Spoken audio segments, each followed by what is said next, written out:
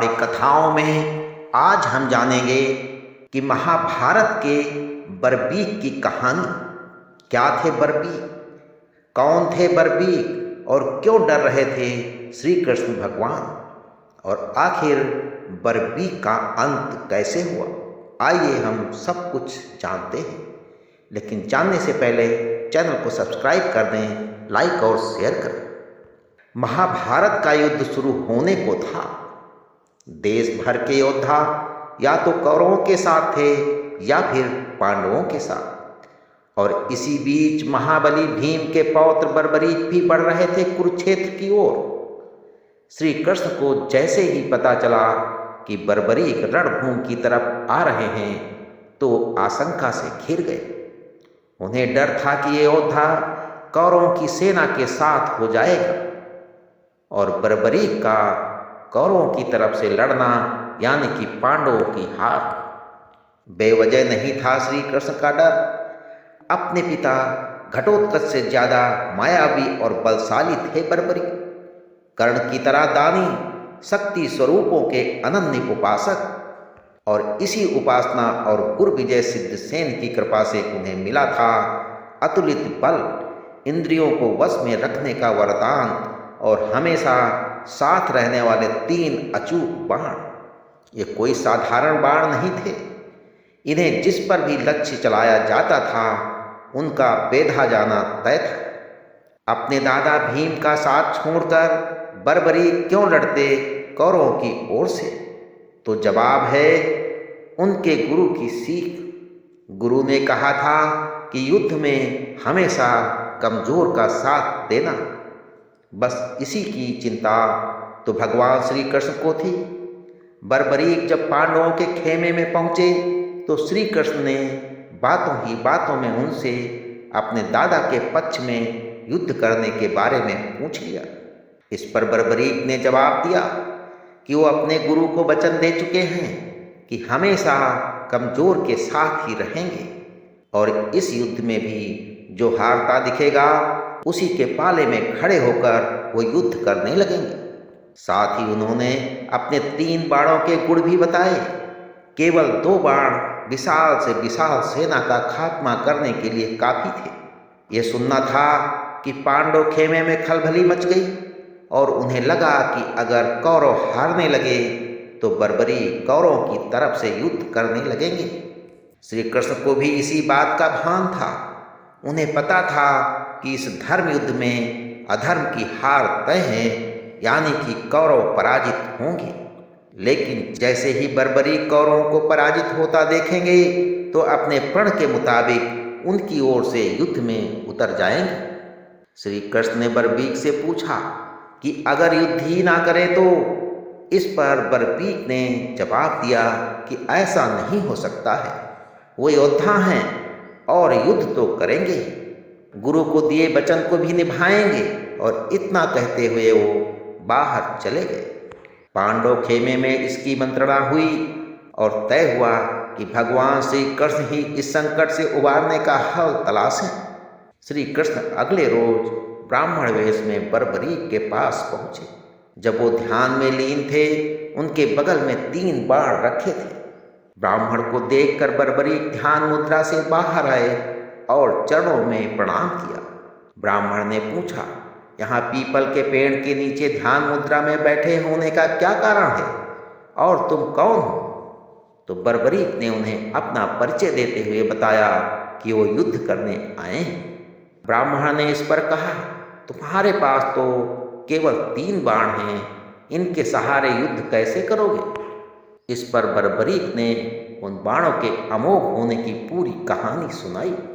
ब्राह्मण ने पीपल के पेड़ की तरफ उंगली दिखाते हुए कहा, मान लो ये पीपल का पेड़ एक विशाल सेना है और इसके सभी पत्ते एक एक सैनिक हैं।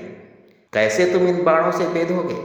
इस पर बर्बरीक जैसे ही अपने बाणों का चमत्कार दिखाने के लिए धनुष उठाने को मुड़े, श्री कृष्ण ने पीपल का एक पत्ता अपने पैर के नीचे छुपा लिया। बर्बरीक ने अपने धनुष पर एक बाण चढ़ाया और पीपल के पेड़ की तरफ छोड़ दिया। सभी पत्तों पर निशान लग गए और इसके बाद जैसे ही उन्होंने दूसरा बाण छोड़ा, सभी पत्ते जमीन पर जा गिरे और तीर ब्राह्मण के पैर में जाकर लग गया। ब्राह्मण के पैर से खून रिश्ता देखकर बर्बरीक हैरान हो गए। उन्हें अंदाजा हो गया कि ये कोई साधारण ब्राह्मण नहीं, अन्यथा इनकी मौत हो गई होती। बर्बरीक ये सब सोच ही रहे थे कि ब्राह्मण बने श्री कृष्ण ने कहा, तुम्हारे बाण अचूक और चमत्कृत करने वाले हैं। महाबली, क्या इस ब्राह्मण को कुछ दान नहीं दोगे? बर्बरीक ने कहा, जरूर दूंगा, लेकिन आप मुझे अपने वास्तविक रूप में दर्शन दें।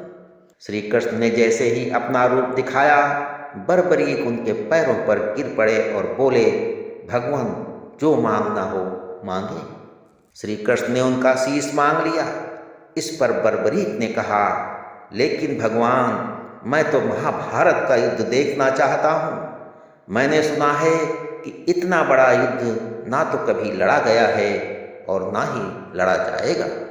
ये अवसर मुझसे मत छीनिए। इस पर भगवान श्री कृष्ण ने कहा कि धड़ से अलग होने के बाद भी शीश जीवित रहेगा। आंखें सब देख सकेंगी और कान सब सुन सकेंगे। ये सुनते ही बर्बरीक की इच्छा पूरी हो गई और उन्होंने तलवार से अपना शीश काटकर भगवान श्री कृष्ण को दे दिया। मधुसूदन ने बर्बरीक का कटा शीश कुरुक्षेत्र के पास की ऊंची पहाड़ी पर रख दिया, जहां से उन्हें महाभारत का पूरा युद्ध देखा। श्री कृष्ण को बर्बरीक अपना मार्गदर्शक मानते थे। वजह थी, जन्म के बाद जब घटोत्कच उन्हें लेकर द्वारका पहुँचे तो श्री कृष्ण ने ही उन्हें शक्ति स्वरूपों की उपासना के लिए महिसागर जाने को कहा था। बर्बरीक ने वहीं पर शक्ति स्वरूपों की उपासना की और गुरु विजय सिद्धसेन की सिद्धि पूरी होने तक उनकी रक्षा की। इसी के प्रतिफल में वो अजय बन सके थे।